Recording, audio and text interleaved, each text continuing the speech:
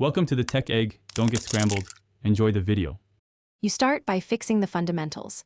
Make sure your Roblox account shows age 13 or older and your email plus phone are verified, because voice chat is restricted otherwise. Once done, update the Kindle operating system and the Roblox app so the feature is supported. Next, grant microphone permission in Kindle app settings and in the Roblox app permissions. This allows Roblox to capture audio. These steps unlock the ability to proceed. Do them now so you can enable voice features in-game without interruptions. Once your device and account are ready, open Roblox and go to Settings, then Privacy to locate voice chat. Enable voice chat and choose a permission level, friends, or everyone, depending on what you want.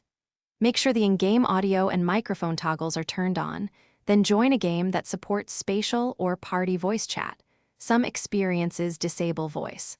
Also accept any in-game microphone prompts and test with a headset. Good audio hardware reduces echo and improves detection, so opt for a stable Wi-Fi connection for best results. To complete setup, join a party or a game that explicitly supports voice and speak to confirm others hear you.